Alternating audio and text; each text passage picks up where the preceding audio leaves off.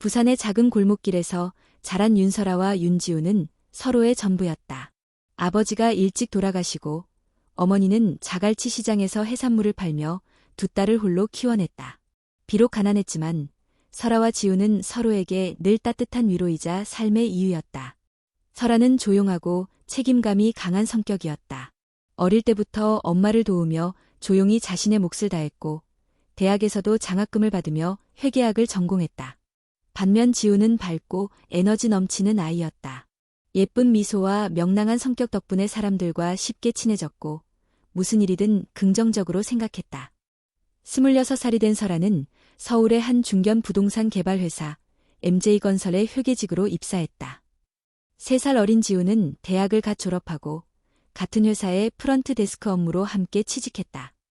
두 사람은 서울 구로구의 작은 오피스텔에서 함께 살기 시작했다. 방 하나, 부엌 하나, 겨우 18제곱미터 남짓한 공간이었지만 그 속엔 두 자매의 꿈과 설렘이 가득 담겨 있었다. 서울은 생각보다 차가웠다. 사람들의 표정도, 말투도, 거리의 공기마저도.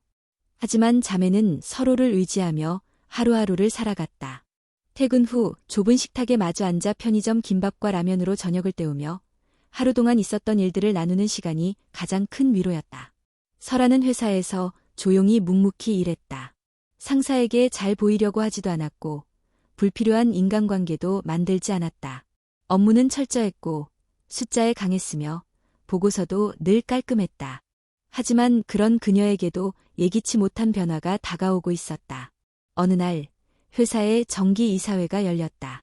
회의실 문이 열리자 한 남자가 들어섰다. 검정 정장을 입고 단정하게 넘긴 머리에 차가운 눈빛을 지닌 그는 바로 MJ건설의 대표이사 강민재였다. 그는 30대 중반의 나이에도 불구하고 묘한 카리스마를 풍겼다. 말수가 적고 표정 변화도 거의 없었지만 직원들은 그를 두려워하면서도 존경했다. 일에 있어선 냉정하고 철두철미하다는 평이 있었고 사생활은 베일에 쌓여 있었다. 몇 년 전 이혼했다는 소문만 무성할 뿐 자세한 내용은 아무도 몰랐다. 설아는 그저 상사의 상사쯤으로 생각하고 있었다. 그녀의 업무는 회계팀 내부에서만 이루어졌기에 대표이사와 직접 마주할 일은 거의 없었다. 하지만 어느 날 뜻밖의 일이 벌어졌다. 그날은 유난히 바쁜 날이었다. 분기 마감이 겹쳐 야근이 이어졌고 설아는 점심도 거른 채 일에 매달리고 있었다. 오후 4시쯤 갑자기 어지럼증이 몰려왔다. 눈앞이 빙글빙글 돌더니 그대로 자리에서 쓰러졌다. 직원들이 놀라 응급실을 부르려 할 때 민재가 직접 나타났다.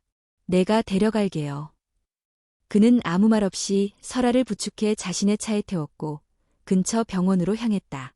병원에 도착한 뒤에도 그는 조용히 기다리며 의사와 간호사에게 필요한 처치를 요청했다. 설아가 수액을 맞으며 깨어났을 때 민재는 의자에 앉아 조용히 핸드폰을 보고 있었다. 사장님. 설아가 당황한 듯 묻자 그는 짧게 고개를 끄덕였다. 점심도 안 먹고 일하다가 쓰러졌다고 하더군요. 건강부터 챙기세요. 일은 그 다음입니다. 그 말 한마디가 설아의 가슴 속에 파문을 일으켰다. 그녀는 무심한 듯 따뜻한 그 남자의 태도에 당황하면서도 왠지 모르게 안도감을 느꼈다. 며칠 후 사무실 책상 위에 작은 도시락 상자가 놓여 있었다. 점심 챙기세요. K라는 메모와 함께. 그녀는 순간 멍하니 도시락을 바라보다가 피식 웃음을 터뜨렸다. 그날 이후 둘 사이에 미묘한 변화가 시작되었다. 한편 지우 역시 자신만의 이야기를 만들어가고 있었다. 비 오는 어느 날 저녁, 지우는 퇴근길에 갑자기 오토바이 소리에 놀라 도로 가장자리로 비틀거리다 발목을 접질렀다. 우산도 없이 비를 맞으며 절뚝이는 그녀 앞에 한 대의 검은 차가 멈췄다. 창문이 내려가고 익숙한 얼굴이 모습을 드러냈다. 괜찮아요? 그는 바로 강민재였다. 사내에서 몇 번 스쳐 지나간 얼굴이었지만 지우는 그가 사장인지 몰랐다. 단지 다정한 어른처럼 보였다. 그날 민재는 지우를 병원으로 데려다 주었고 약국에서 약도 받아주었다. 그리고 돌아오는 길에 따뜻한 커피 한 잔과 함께 이렇게 말했다. 서울은 생각보다 차갑죠. 하지만 따뜻한 사람도 있어요. 지우는 그 말을 잊을 수 없었다. 그리고 이상하게도 자꾸만 그 남자의 얼굴이 떠올랐다. 이렇게 해서 한 남자와 두 자매의 운명이 서서히 얽히기 시작했다. 아무도 예상하지 못한 방향으로, 아무도 원치 않았던 깊이로. 하지만 그 시작은 너무도 조용하고 따뜻하고 설레는 순간들이었다. 그리고 그것이 비극의 서막이라는 걸 그 누구도 알지 못했다. 윤설아는 자신이 예민해졌다는 것을 스스로도 느끼고 있었다. 이전 같았으면 단순한 친절로 넘겼을 일들이 요즘은 자꾸만 가슴 한구석을 간지렸다. 도시락을 받은 날 이후 강민재는 아무 일 없던 것처럼 행동했다. 그는 여전히 무표정했고 직원들에게 딱 필요한 말만 하는 사람이었다. 하지만 설아는 그의 시선이 자신에게 한 번 더 머무는 것을 느꼈다. 엘리베이터에서 마주칠 때, 회의실 앞을 지나갈 때, 그리고 복도에서 스치듯 지나칠 때마다. 짧고 담백한 눈빛이었지만 이상하게도 그 속에 무언가 진심 같은 것이 느껴졌다. 설아는 스스로를 다잡았다.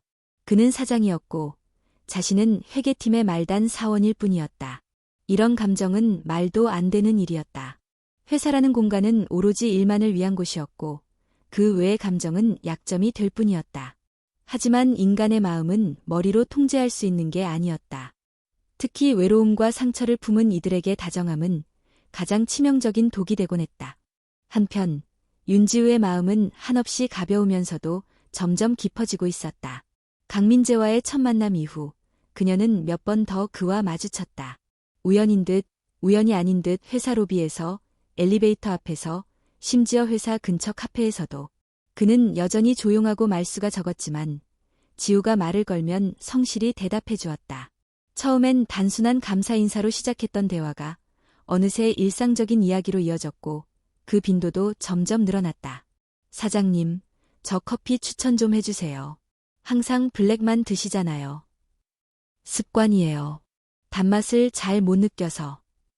그래도 가끔은 달달한 게 필요하지 않나요? 삶이 너무 쓰기만 하면 힘들잖아요. 지우의 말에 민재는 아주 미세하게 웃었다. 그것만으로도 지우는 가슴이 뛰었다. 마치 세상이 자신에게만 작은 선물을 건넨 것 같았다.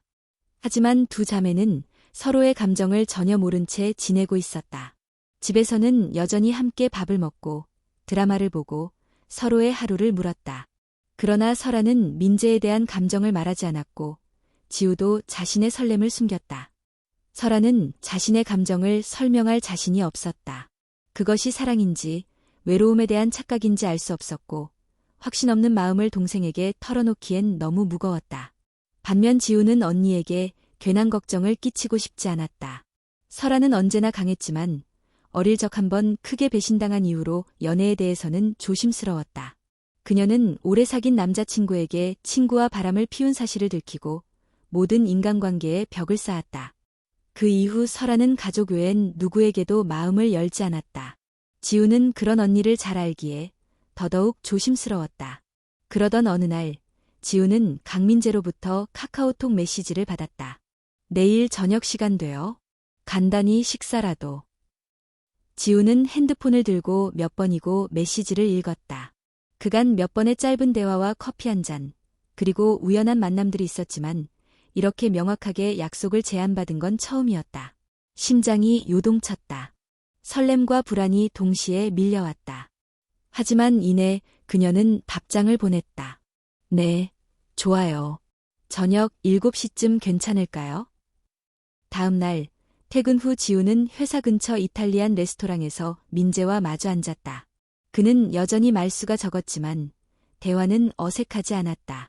지우가 분위기를 유쾌하게 이끌었고 민재는 그에 맞춰 조용히 웃음을 지었다. 식사가 끝날 무렵 지우가 물었다. 사장님은 어떤 여자가 좋아요?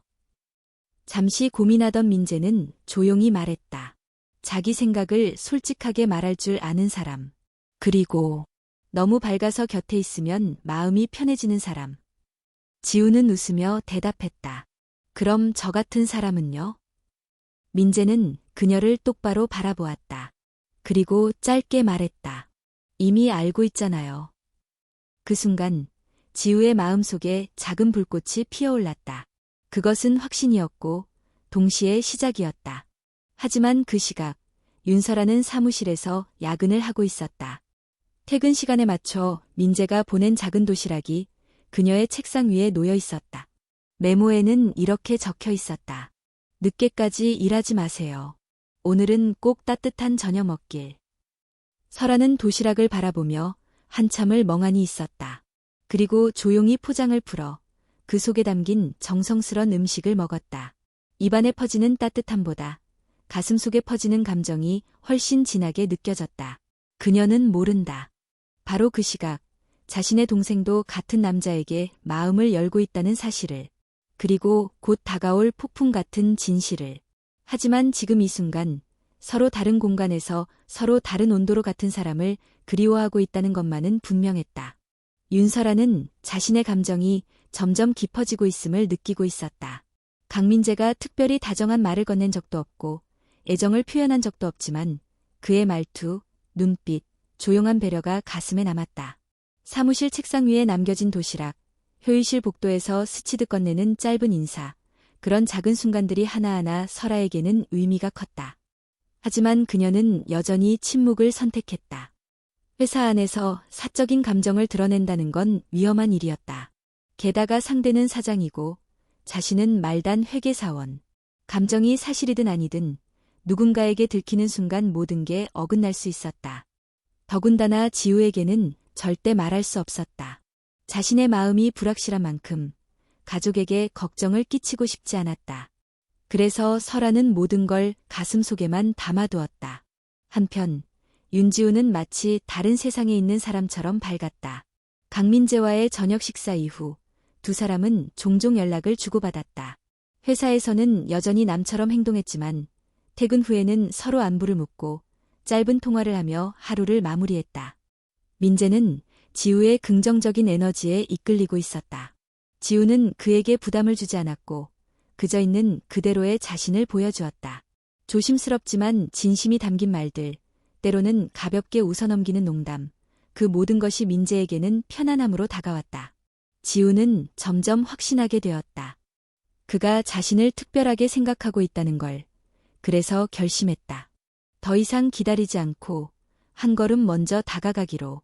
어느 날 저녁, 지우는 민재에게 메시지를 보냈다. 혹시 이번 주말에 시간 있으세요? 제가 맛있는 밥 사드릴게요. 잠시 후 답장이 도착했다. 좋아요. 토요일 저녁은 어때요? 그 답장을 본 지우는 웃음을 감추지 못했다.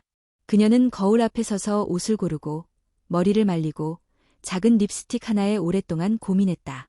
마치 고등학생처럼 설레는 마음이었다.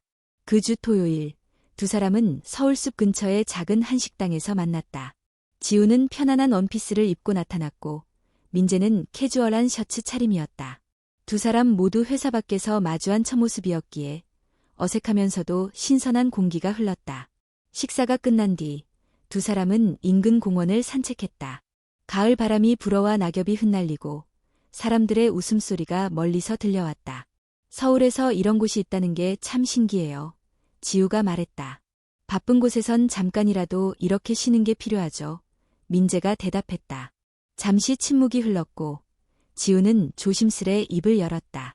저 사실 처음엔 그냥 고마운 마음이었어요.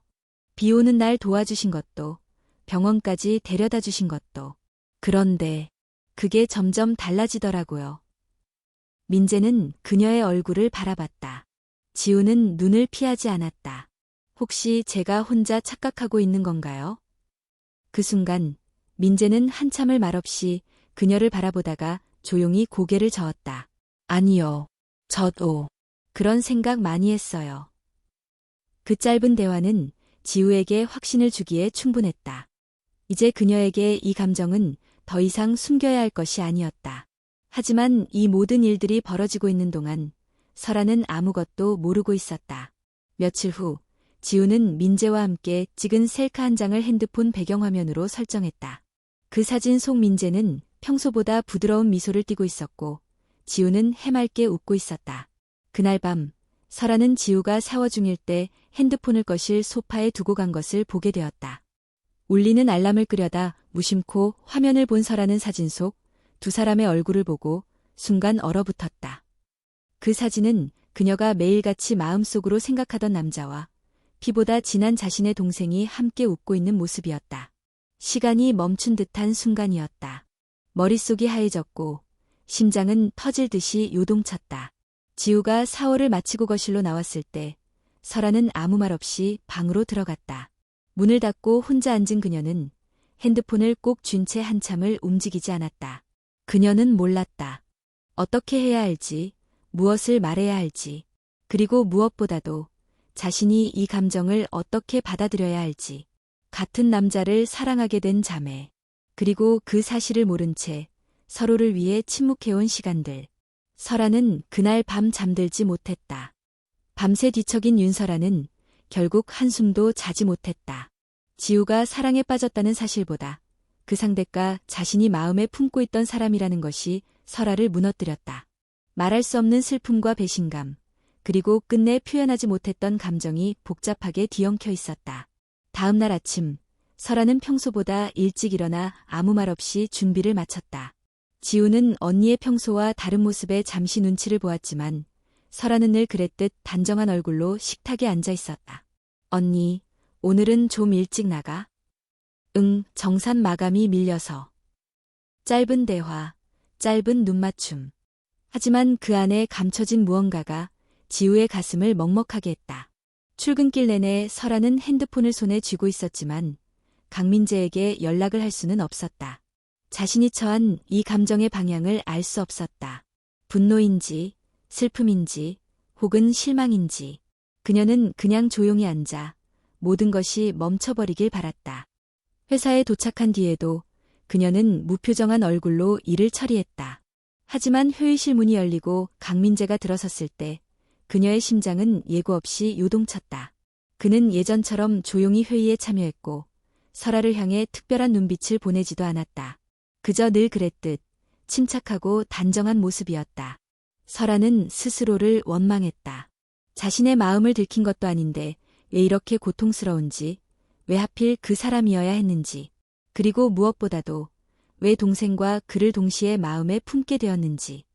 점심시간이 지나고 회계실로 커피를 들고 나타난 사람은 다름 아닌 민재였다. 그는 늘 그렇듯 무심한 듯 다정한 말투로 말했다. 잠깐 얘기 좀 할 수 있을까요? 설아는 눈을 피한 채 고개를 끄덕였다. 두 사람은 복도 끝에 조용한 회의실로 자리를 옮겼다. 민재는 커피를 건네며 조심스레 입을 열었다. 요즘 얼굴이 많이 안 좋아 보여서요. 무슨 일 있나요? 설아는 한참을 침묵하다가 천천히 그를 바라봤다. 사장님, 윤지우 아시죠? 민재의 눈이 순간 흔들렸다. 그리고 짧은 정적이 흘렀다. 네, 왜요? 설아는 담담하게 물었다. 지우랑 무슨 사이신가요? 민재는 대답하지 못했다. 그 짧은 침묵이 모든 걸 말해주었다. 설아는 웃음기 없는 얼굴로 말을 이었다. 그 사람, 지우예요. 제 동생. 3살 차이 나는 같이 서울에 올라온 내 동생이요. 민재는 놀란 듯 눈을 크게 떴다. 순간 그가 이 사실을 몰랐을 것이라고 믿고 싶었다. 하지만 그의 반응은 너무 늦었고 너무 어색했다. 처음부터 알고 있었어요. 설아의 목소리는 낮고 떨렸지만 분명했다. 민재는 고개를 숙였다.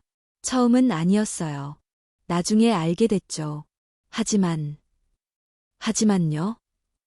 당신도, 지우도 서로 다른 사람처럼 느껴졌어요. 난 그저. 그는 더 이상 말을 잇지 못했다.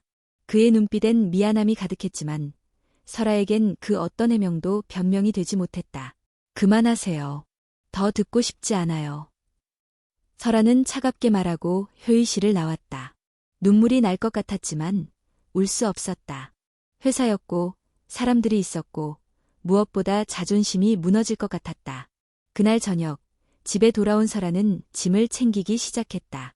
지우는 놀란 표정으로 물었다. 언니, 뭐해? 당분간 친구 집에 있을 거야. 회사도 바쁘고 정리할 것도 있고. 무슨 일이야? 왜 갑자기? 설아는 짐을 싸던 손을 멈추고 지우를 바라보았다. 눈물은 없었지만 눈동자는 이미 울고 있었다. 지우야, 내가 사랑하는 사람. 그 사람. 나도 좋아했어. 지우는 말을 잃었다. 숨이 멎을 듯한 순간이었다. 그녀는 믿을 수 없다는 듯 고개를 저었다. 언니가 사장님을? 설아는 고개를 끄덕였다. 나 먼저 알게 됐고 나름대로 선을 지키고 있었어. 너한테 말하지 않은 건 그냥 말할 수가 없었어. 지우는 그 자리에 주저앉았다. 그동안의 설렘, 두근거림, 희망들이 일순간에 무너졌다. 그리고 언니의 고백은 너무 늦었고 너무 잔인했다. 이제 와서 말해? 왜 아무 말도 안 했어? 말하면 뭐가 달라졌을까? 내가 그 사람을 좋아해도 넌 이미 사랑하고 있었잖아. 설아는 마지막으로 짐을 메고 문 앞에 섰다. 지우야, 우리 둘 중 누가 잘못한 건지 지금은 모르겠어. 근데 나도 아파.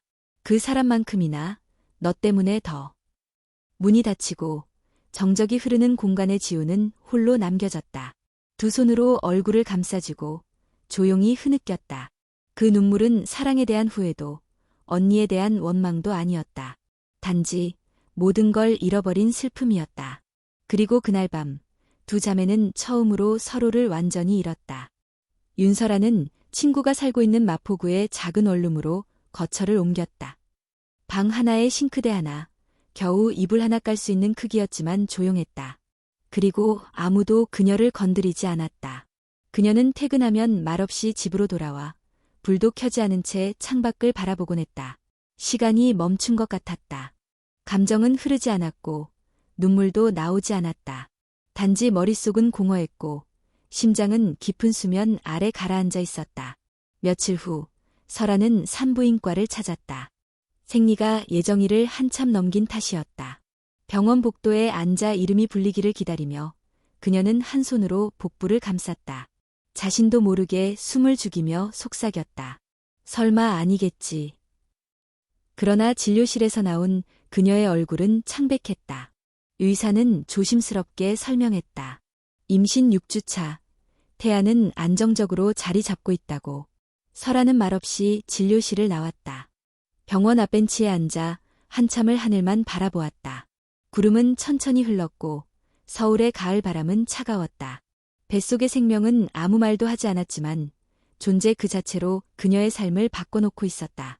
한편 윤지우는 언니가 떠난 뒤 처음으로 집안의 침묵을 견디기 어려워졌다.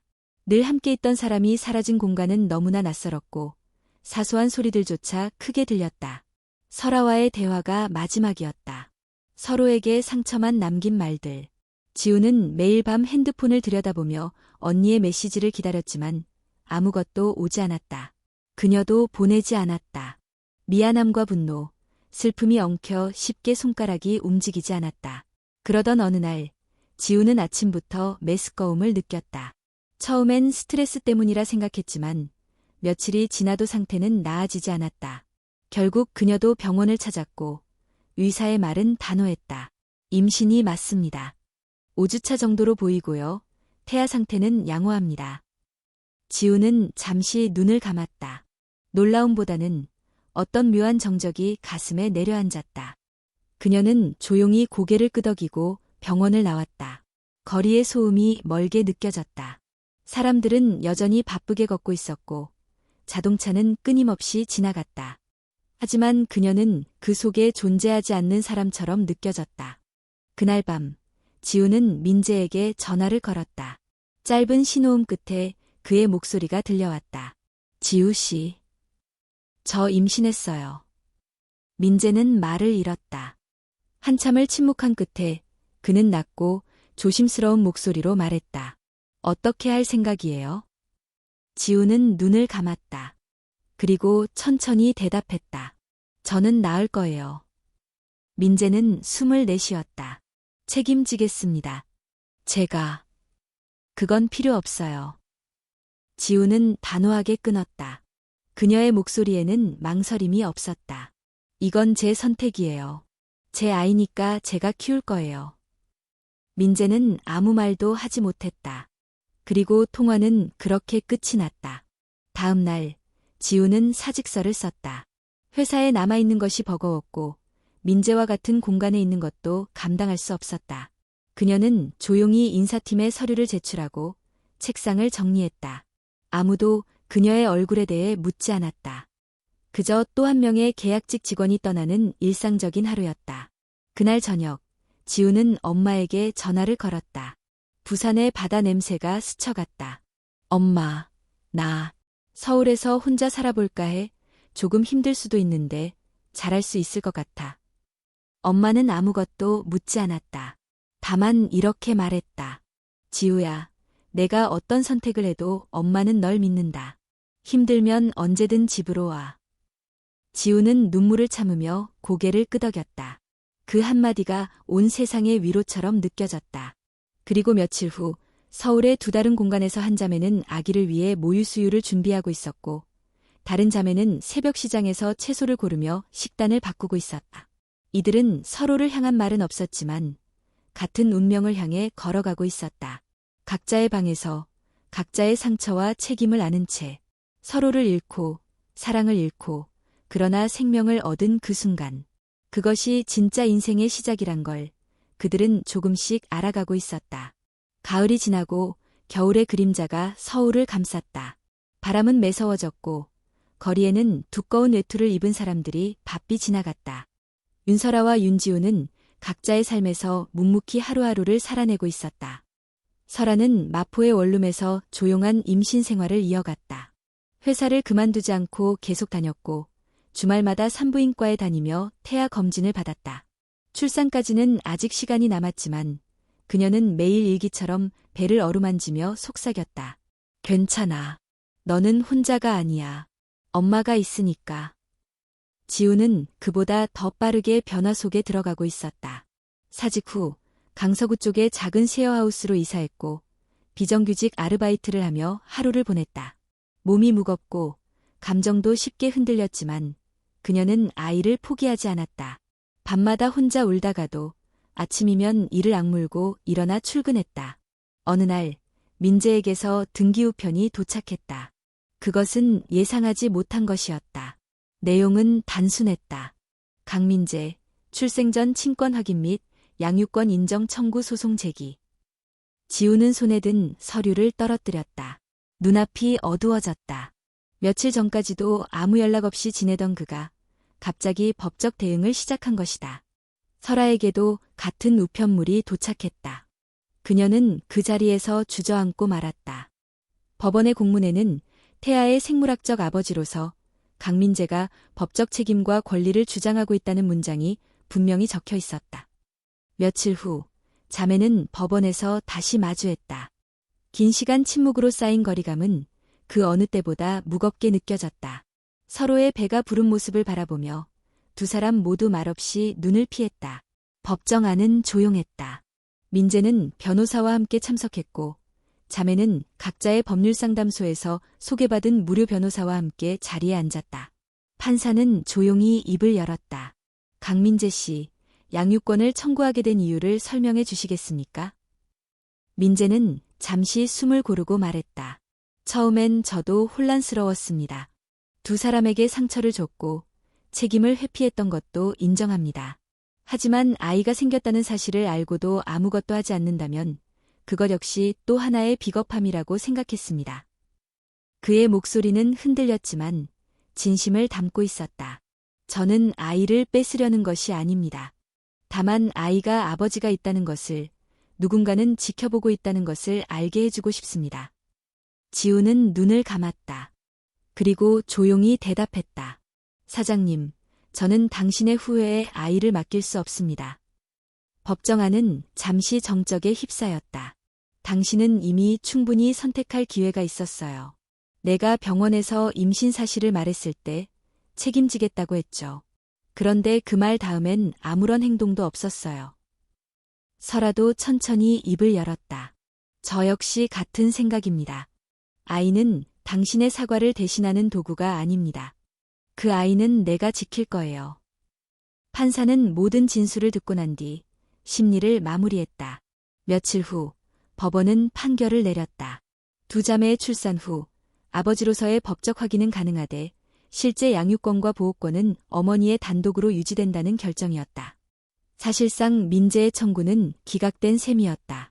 민재는 판결문을 들고 법원을 나서며 자매에게 다가갔다. 미안합니다. 정말로. 설아는 짧게 고개를 숙였다. 지우는 그를 바라보다 말했다. 우리 아기에게 아빠는 없어요. 그리고 앞으로도 필요하지 않을 거예요. 민재는 아무 말 없이 고개를 끄덕이고 천천히 돌아섰다. 그날 이후 그는 자취를 감추었다. 어떤 연락도, 어떤 시도도 없었다. 아마 그 역시 자매와 아이들을 위해 조용히 사라지는 것이 최선이라고 판단했을 것이다. 시간이 흘렀다. 설아는 출산 준비를 본격적으로 시작했다.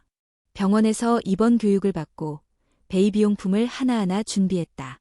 엄마는 여전히 부산에서 딸들의 소식을 알지 못했고 설아는 굳이 알릴 생각도 없었다. 지우는 산전 우울증을 견디며 낮에는 일을 하고 밤에는 태교 음악을 들으며 시간을 보냈다. 가끔 거울을 보면 이제는 낯설지 않은 자신의 모습이 있었다. 부른 배, 피곤한 눈, 그러나 어딘가 단단해진 표정. 두 사람은 다시 만나지 않았지만 서로의 존재를 잊지 않았다.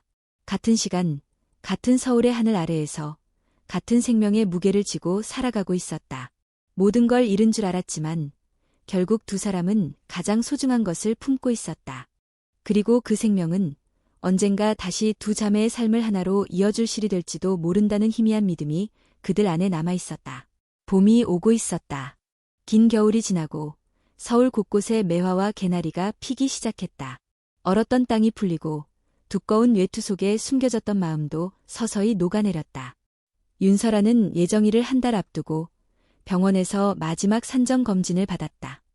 의사는 모든 수치가 안정적이라고 했고 태아는 건강하게 잘 자라고 있었다. 집으로 돌아오는 길, 설아는 잠시 병원 옆 공원 벤치에 앉았다. 따뜻한 햇살 아래 아이를 데리고 산책하는 부모들이 보였다. 웃는 얼굴, 뛰노는 아이들, 조심스럽게 걷는 작은 발. 그녀는 천천히 배를 어루만지며 속삭였다. 너도 곧 세상을 만나게 되겠지. 무섭지 않게 해줄게. 그 순간 익숙한 목소리가 들려왔다. 언니. 설아는 몸을 굳히고 천천히 고개를 돌렸다. 거기에는 윤지우가 서 있었다. 얼굴은 야위었지만 눈빛은 더 단단해져 있었다. 그녀 역시 배가 불러 있었고 검은색 원피스 위에 얇은 가디건을 걸치고 있었다. 둘은 한참을 아무 말 없이 서로를 바라봤다. 수개월 동안의 침묵과 감정이 그 순간에 녹아들었다. 설아는 먼저 자리에서 일어났다. 말없이 다가온 지우는 천천히 설아 앞에 섰다. 나 그날 이후 매일 후회했어. 지우의 목소리는 작았지만 또렷했다.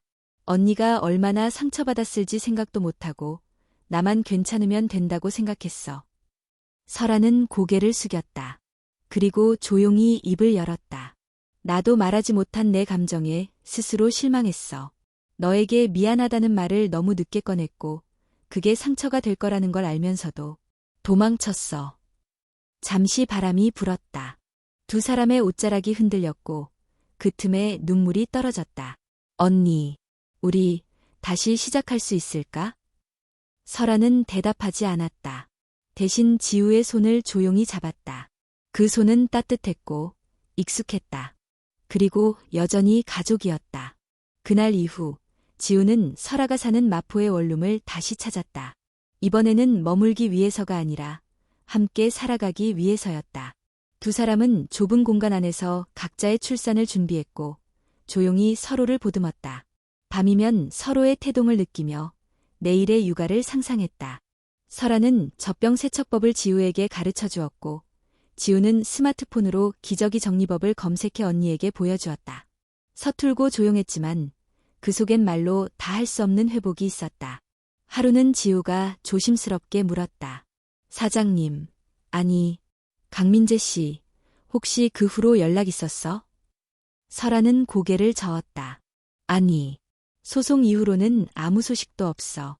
오히려 그게 다행이라고 생각했어. 지우는 천천히 고개를 끄덕였다. 나도 그냥 우리가 각자 감당해야 할 몫이라고 생각해. 아이는 우리가 선택한 생명이니까. 그 말에 설아는 작게 웃었다. 지우도 따라서 웃었다. 그렇게 두 사람은 다시 같은 방향을 바라보기 시작했다. 그리고 얼마 후 윤설아는 병원에 입원했다. 진통이 시작되었고 간호사가 부지런히 움직이는 사이 지우는 언니의 손을 꼭 붙잡고 있었다. 언니, 숨 쉬어. 천천히. 나 여기 있어. 설아는 고통에 이를 악물었지만 지우의 얼굴을 바라보며 안정을 찾으려 했었다. 몇 시간의 진통 끝에 아이의 울음소리가 병실을 울렸다. 작은 생명이 세상에 도착한 순간 설아는 눈물을 흘렸다. 지우는 그 아이를 안아보며 말했다. 안녕, 안녕이야. 우리가 널 많이 기다렸어. 아이의 이름은 안연, 안연. 설아가 직접 지은 이름이었다. 평안하고 조용하게 자라기를 바라는 마음을 담았다. 며칠 뒤 지우 역시 출산했다. 그녀의 아들 별표 민호, 별표는 건강했고 울음소리도 컸다.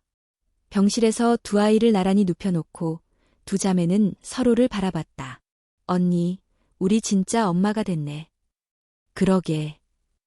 근데 아직 아무것도 모르겠어. 나도. 근데 우리가 있으니까 괜찮을 거야. 두 사람은 그렇게 다시 시작하고 있었다. 어쩌면 진짜 가족이란 그렇게 수없이 부서지고도 다시 연결되는 끈인지도 몰랐다. 한때는 사랑 하나 때문에 모든 것을 잃은 것 같았지만 결국 그 사랑이 새로운 생명을 데려왔고 다시 서로를 안아줄 용기를 만들어주었다. 모든 관계는 완벽할 수 없다. 오해가 있고 침묵이 있고 때론 상처가 남는다. 하지만 진심이 있다면 그리고 용기가 있다면 다시 손을 잡을 수 있다. 그리고 그 손을 잡은 날 계절은 완연한 봄이 되었다. 봄이 무르익었다. 아이들은 건강하게 자라났고 윤설아와 윤지우는 이제 엄마로서의 삶에 조금씩 익숙해지고 있었다. 밤새 울던 아이들도 새벽녘이면 잠들었고 두 자매는 번갈아 가며 기저귀를 갈고 이유식을 만들며 하루를 보냈다. 삶은 여전히 고단했지만 그 안엔 평화가 있었다. 서로를 의지하며 웃고 아이들의 작은 웃음에 감동하던 나날들. 그렇게 시간은 천천히 흘러갔다. 어느 날 안연의 예방접종 일정이 잡혀 있었다. 설아는 병원 예약을 확인하고 안연을 안고 구로구 보건소로 향했다.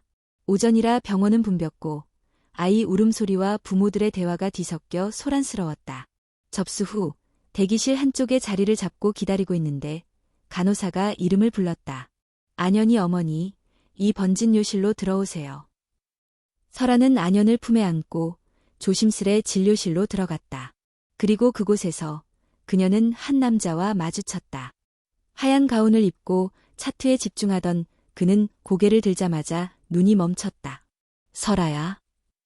그 이름이 오랜만에 누군가의 입에서 나왔다. 설아도 순간 움직임을 멈췄다.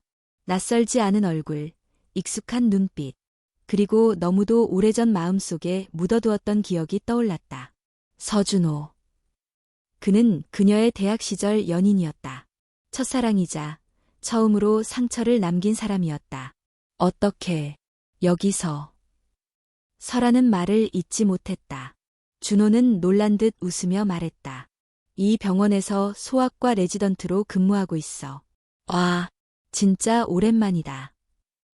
설아는 안연을 조심스럽게 침대에 눕히며 차분하게 말했다. 나도 몰랐어. 여기에 있을 줄은. 진료는 무난하게 진행되었다. 준호는 전문적인 태도로 아기의 상태를 체크하고 접종을 마무리했다. 그리고 나서 조심스럽게 물었다. 잘 지냈어. 그 후로 한 번도 연락이 없었지. 설아는 조용히 고개를 끄덕였다. 오랜 시간이 지났으니까 그냥 다 지나간 일이지. 그녀는 웃으려 했지만 표정은 어색하게 굳었다. 준호는 말없이 그녀를 바라보다가 작게 한숨을 쉬었다. 그때 내가 너무 철이 없었어. 미안하단 말 이제서야 하게 되네. 설아는 그 말을 흘려들으며 안연을 다시 품에 안았다. 그리고 진료실 문을 나서기 전 뒤를 돌아보지 않고 말했다. 잘 지내, 서준호 선생님. 며칠 후, 지우는 설아의 손에 들린 병원 진료 기록을 보며 물었다. 오늘 예방접종은 어땠어? 설아는 잠시 머무시다가 대답했다. 응, 괜찮았어. 근데, 의사가 준호였어. 지우는 놀라며 고개를 들었다. 서준호, 언니 대학 때 그 사람. 설아는 조용히 고개를 끄덕였다. 응, 같은 병원에서 소아과 레지던트로 일하고 있더라. 지우는 한참을 말없이 앉아 있다가 묘한 미소를 지었다. 세상이 참 좁다. 그치? 그날 밤, 지우는 혼자 인터넷을 검색했다. 병원 홈페이지를 찾았고 의사 소개란에 서준호의 사진이 있었다. 깔끔한 인상, 부드러운 눈빛. 그녀는 자신도 모르게 그 사진을 몇 번이나 들여다봤다. 그리고 며칠 후 민호의 예방접종을 위해 같은 병원을 찾았다. 진료실 앞에 서 있는데 간호사가 말했다. 3번진료실 서준호 선생님입니다. 지우는 순간 멈칫했다. 하지만 이내 마음을 다잡고 문을 열었다. 진료실 안에서 고개를 들고 환영 인사를 건네던 준호는 지우의 얼굴을 보며 눈을 동그랗게 떴다. 설아랑 닮았네. 지우는 미소를 지으며 말했다. 전 윤지우예요. 설아 언니 동생이에요. 준호는 어리둥절한 얼굴로 그녀를 바라봤다. 그리고 이내 웃으며 손을 내밀었다. 반가워. 그럼 오늘은 민호가 접종 대상이겠네요. 진료는 순조롭게 진행되었고 지우는 생각보다 편안하게 준호와 대화를 나눴다. 아이를 키우는 이야기부터 육아 스트레스, 자매로 살아가는 어려움까지. 준호는 조용히 그러나 따뜻하게 그녀의 말을 들어주었다. 며칠 뒤 준호는 지우에게 문자를 보냈다. 아이 상태 잘 보고 있어요. 혹시 시간 괜찮으면 다음 주 커피라도 한잔할래요? 지우는 한참을 고민하다가 결국 짧은 답장을 보냈다. 좋아요. 그리고 그렇게 또 하나의 이야기가 조용히 시작되었다. 늦봄의 공기가 부드럽게 서울거리를 감쌌다. 나무들은 연두색 잎을 가득 피웠고 공원에는 아이를 데리고 나온 부모들이 삼삼오오 모여 있었다. 윤설아는 유모차를 밀며 천천히 산책 중이었다. 아녀는 유모차 안에서 조용히 자고 있었고 설아는 잠시 평화를 느꼈다. 하지만 마음속은 어딘가 모르게 불안했다. 며칠 전부터 윤지우의 행동이 미묘하게 달라졌기 때문이었다. 평소보다 외출이 잦아졌고 휴대폰을 자주 들여다보았으며 혼잣말처럼 웃는 일이 늘었다. 설아는 일부러 묻지 않았다. 자신이 그랬듯 지우에게도 말 못할 사정이 있을 수 있다고 생각했기 때문이다. 자매란 말없이도 이해하는 사이라고 믿고 싶었다. 그러나 어느 날 저녁 지우가 외출 후 늦게 돌아왔을 때 설아는 마침내 입을 열었다. 요즘 자주 나가더라. 어디 다녀오는 거야? 지우는 잠시 당황한 얼굴을 하다가 이내 고개를 끄덕이며 말했다. 언니, 사실은 나 요즘 서준호 선생님이랑 연락해. 설아는 말없이 지우를 바라보았다. 공기 중에 긴장감이 감돌았다. 처음엔 병원에서 몇 번 마주치다가 그냥 육아 이야기하다가 자연스럽게 만나게 됐어. 차도 마시고 식사도 하고. 설아는 숨을 삼켰다. 고개를 돌려 시선을 피했지만 마음속 파장은 걷잡을 수 없이 퍼져나갔다. 알고 있었어? 그 사람이 내 전 남자친구였단 거. 지우는 고개를 끄덕였다. 응, 연니한테 들은 적 있었잖아. 대학 때 이야기. 그래서 처음엔 더 조심했어. 괜히 언니 마음 상하게 하고 싶지 않아서. 근데 만나보니까 그 사람이 달라졌더라. 따뜻하고 진심으로 사람을 아끼는 느낌이었어. 설아는 침묵했다. 그리고 천천히 입을 열었다. 그래. 그 사람은 원래 다정했어. 그래서 내가 좋아했었지. 근데 나중엔 그 다정함이 모두에게 똑같다는 걸 알게 됐어. 지우는 조용히 고개를 숙였다. 언니, 나 지금 누굴 사랑할 자격이 있는지도 모르겠어. 아이 하나 키우는 것도 벅찬데. 근데 그 사람이랑 있으면 마음이 조금 가벼워져. 설아는 더 이상 아무 말도 하지 않았다. 다만 고개를 끄덕였다. 그것이 허락이었는지 체념이었는지는 그녀 자신도 알 수 없었다. 며칠 뒤 지우는 다시 준호를 만났다. 이번엔 강남의 조용한 북카페였다. 지우는 조심스럽게 설아와의 대화를 전했다. 연니한테 말했어. 우리 만나는 거. 준호는 말없이 그녀를 바라보다가 물었다. 괜찮았어? 지우는 고개를 저었다. 괜찮진 않았을 거야. 그래도 언니니까 내 말을 들어주더라. 준호는 그녀의 손을 조용히 잡았다. 내가 너한테 다가간 건 정말 내가 좋아서야. 설아랑의 과거는 과거고 지금 난 너랑 현재를 살고 싶어. 지우는 그 말에 웃었다. 하지만 동시에 마음 한켠이 조심스러웠다. 과거와 현재가 얽혀있는 이 관계에서 어디까지가 진심이고 어디까지가 무례인지 판단하기 어려웠다. 며칠 후 설아는 안연을 데리고 병원에 갔다. 진료는 다른 의사가 맡았지만 복도에서 준호와 마주치고 말았다. 잠깐 멈춘 그 순간 두 사람 사이엔 침묵이 흘렀다. 잘 지냈어요? 준호가 먼저 말을 꺼냈다. 설아는 가볍게 웃으며 대답했다. 네, 아이 키우는 게 쉽진 않지만요. 준호는 잠시 머무시다가 말했다. 지우랑 자주 만나고 있어요. 설아는 고개를 끄덕였다. 지우가 말했어요. 그 사람, 좋은 사람이 됐다고 하더군요. 그 말에 준호는 입술을 다물었다. 설아는 잠시 안연을 내려다보았다. 우리 사이에 있었던 일은 다시 꺼낼 필요 없을 거예요. 나도 그때의 내가 아니고 당신도 그렇겠죠. 준호는 고개를 숙였다. 그리고 조용히 말했다. 고마워. 이렇게 얘기해줘서. 설아는 마지막으로 그를 바라보고 돌아섰다. 그리고 마음속으로 생각했다. 이젠 놓아줄 때가 됐구나. 그날 밤 지우는 언니와 함께 앉아 이유식을 준비하고 있었다. 둘은 아무 말 없이 당근을 다지고 감자를 쪘다. 라디오에서 흘러나오는 음악만이 공간을 채웠다. 그러다 설아가 먼저 입을 열었다. 그 사람, 널 많이 아끼는 것 같더라. 지우는 놀란 눈으로 언니를 바라보았다. 내가 과거에 묶여 있으면 내 현재도 망칠 수 있겠지. 그건 내가 원하지 않아. 지우는 눈물을 흘렸다. 감정이 복받쳐 말도 나오지 않았다. 언니, 고마워. 정말, 고마워.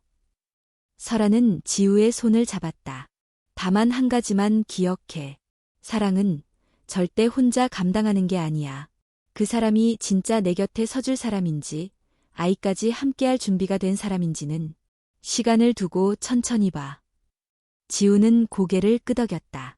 그리고 그 밤, 두 자매는 또 한 번 서로를 이해하며 묵은 감정을 내려놓았다. 완전히 용서한 것은 아니었지만 완전히 멀어지지도 않았다. 그것이 가족이라는 이름의 방식이었다. 계절은 여름으로 넘어가고 있었다. 햇빛은 점점 더 강해졌고 아이들은 어느새 뒤집고 옹알이를 하고 눈을 맞추며 웃는 날들이 많아졌다. 윤설아와 윤지우는 어느새 엄마라는 이름이 익숙해졌다. 처음엔 무겁기만 했던 책임이 이제는 생의 의미처럼 느껴졌다. 어느 토요일 오후 두 자매는 함께 공원에 나갔다. 안영과 민호를 데리고 돗자리를 펴고 이유식과 물티슈, 장난감을 가득 챙겼다. 지나가는 사람들마다 아이고, 쌍둥이예요? 하고 묻곤 했고 그때마다 설아는 웃으며 대답했다. 아니에요. 사촌이에요. 둘 다 첫째예요. 지우는 설아를 바라보며 웃었다. 두 사람의 눈빛엔 말로 설명할 수 없는 연대감이 있었다. 서로 상처를 주고 침묵 속에 멀어졌지만 결국 같은 곳으로 돌아온 사람들이었다. 그날 저녁 아이들이 잠든 뒤 두 자매는 베란다에 앉아 차를 마셨다. 도심의 불빛이 창밖을 물들였고 밤바람은 한결 시원해졌다. 언니, 가끔 생각해. 우리가 만약 다른 선택을 했다면 어땠을까?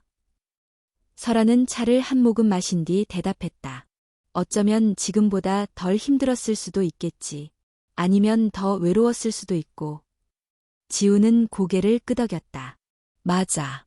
후회는 남지만 그래도 민호가 없었다면 난 아마 다 놓아버렸을 거야. 설아도 조용히 말했다. 나도 마찬가지야. 안연이가 날 붙잡아줬어. 하루하루 버티게 해줬고 다시 사람을 믿고 쉽게 만들어줬지. 지우는 잠시 망설이다가 말했다. 나 서준호 선생님하고 천천히 알아가기로 했어. 아이 있는 여자를 부담스럽지 않게 대하는 사람이 드물잖아. 근데 그는 오히려 민호를 진심으로 안아줘. 설아는 놀라지 않았다. 이미 알고 있었던 일처럼 조용히 고개를 끄덕였다. 지우야, 너도 이제 너의 삶을 살아야지. 나는 괜찮아. 지우는 눈물이 고인 채 웃었다. 그 말, 언니가 해줘서 진짜 고마워. 그 순간 두 사람 사이의 과거는 완전히 정리되었다. 서로를 괴롭혔던 감정도, 상처도, 오해도, 모든 건 시간이 지나며 흐릿해졌고, 남은 건 서로를 향한 이해와 연민뿐이었다. 며칠 후, 동네 복지센터에서 싱글맘 커뮤니티 설명회가 열린다는 공고를 보고 자매는 함께 참석하기로 했다. 강당에는 생각보다 많은 엄마들이 모여 있었고 다양한 사연이 오갔다. 한 엄마는 말했다. 남편이 떠난 지 3년이에요. 처음엔 세상이 끝난 줄 알았는데 아이가 저를 살려줬어요. 결국 혼자서도 해낼 수 있다는 걸 알게 됐고요. 다른 엄마는 말했다. 아이 키우면서 가장 힘든 건 외로움이에요. 누군가 말 한마디 건네주는 것만으로도 버틸 수 있었어요. 설아와 지우는 그 말들에 고개를 끄덕였다. 그들 또한 같은 고통을 지나왔고 그 길을 건너온 사람들로서 그 마음을 너무도 잘 알았다. 설명회가 끝난 후 담당 사회복지사는 두 자매에게 다가와 말했다. 혹시 지역 엄마들과 소규모 모임 만들어 보실 생각 있으세요? 두 분처럼 의지가 강한 분들이 중심이 되면 다른 분들도 큰 힘이 될 거예요. 지우는 설아를 바라보았다.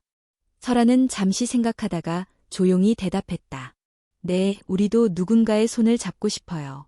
이제는 그렇게 살아야 할 것 같아요. 그날 이후 자매는 함께 엄마들이라는 소모임을 만들었다.